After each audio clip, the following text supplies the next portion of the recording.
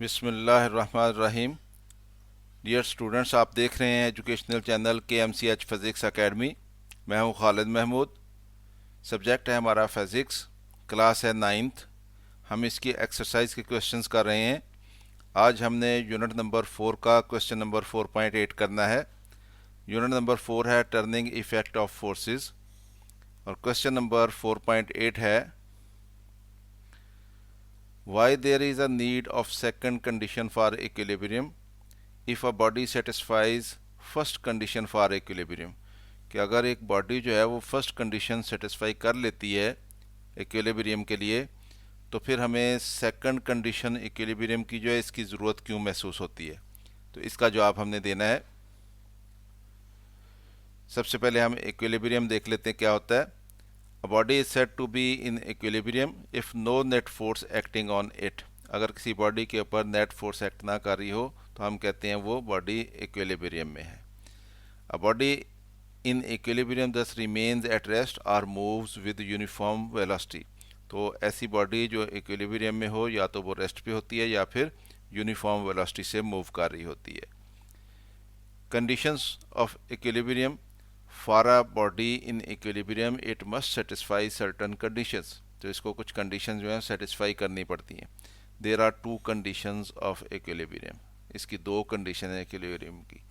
हमसे ये पूछा गया है कि सेकंड कंडीशन की ज़रूरत क्यों है, तो हम सिर्फ सेकंड कंडीशन की बात करेंगे।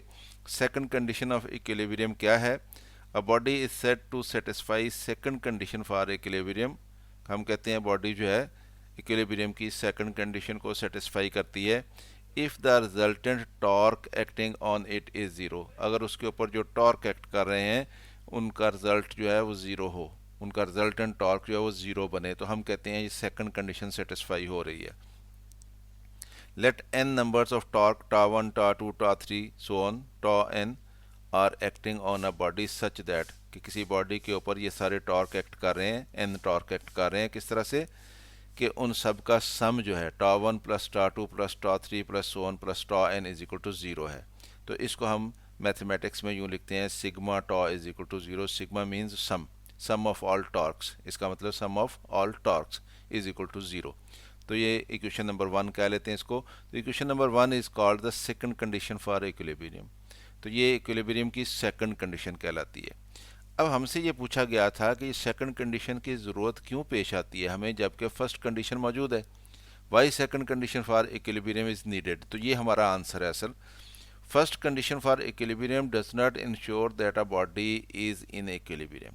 कि सिर्फ पहली कंडीशन से ये इंश्योर नहीं होता कि बॉडी इक्विलिब्रियम में होगी। कैसे नहीं होता।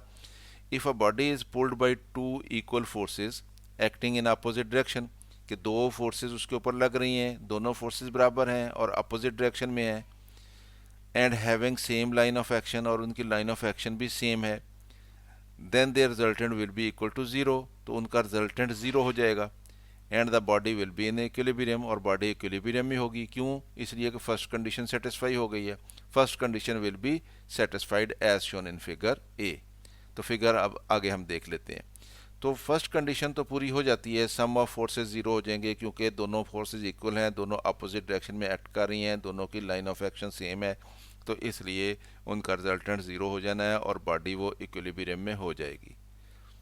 लेकिन अगर ऐसा हो कि if a body is pulled by two equal forces, दो इक्वल फोर्सेस उसके ऊपर लग रही हैं, एक्टिंग इन अपोजिट डायरेक्शन, उनकी डायरेक्शन भी अपोजिट है, but having different line of action, लेकिन अगर उनकी लाइन ऑफ एक्शन डिफरेंट हो तो फिर उनका रिजल्टेंट तो ज़ीरो बनेगा। फोर्सेस का रिजल्टेंट तो ज़ीरो बनेगा क्योंकि वो अपोजिट डायरेक्शन में है और इक्वल है। Then their resultant will be equal to zero. लेकिन क्या होगा, the first condition will be satisfied. First condition satisfy हो गई है, but the body will not be in equilibrium. लेकिन वो बॉडी इक्विलिब्रियम में नहीं होगी। क्यों नहीं होगी, because it have tendency to rotate as shown in figure B. जैसा कि फिगर बी में दिखाया गया है उसमें टेंडेंसी होगी रोटेट करने की, यानी बॉडी रोटेट कर जाएगी क्योंकि फोर्सेस का लाइन ऑफ एक्शन जो है वो डिफरेंट है और उस बॉडी के ऊपर दो टॉर्क एक्ट कर रहे होंगे। तो फोर्सेस का सम तो ज़ीरो होगा लेकिन टॉर्क जो है उनका सम ज़ीरो नहीं होगा, इसलिए बॉडी रोटेट करेगी, बॉडी इक्विलिब्रियम में नहीं होगी। तो ये फिगर ए दिखाई गई है। इसमें ये एक बॉडी है, इसके ऊपर दो फोर्सेस एक्ट कर रही हैं। ये F1 इस डायरेक्शन में एक्ट कर रही है और F2 इस डायरेक्शन में एक्ट कर रही है, दोनों की डायरेक्शन अपोजिट है, दोनों फोर्सेस इक्वल हैं, दोनों एक दूसरे को बैलेंस कर रही हैं, दोनों का सम इक्वल टू 0 हो जाएगा। First condition satisfies body in equilibrium.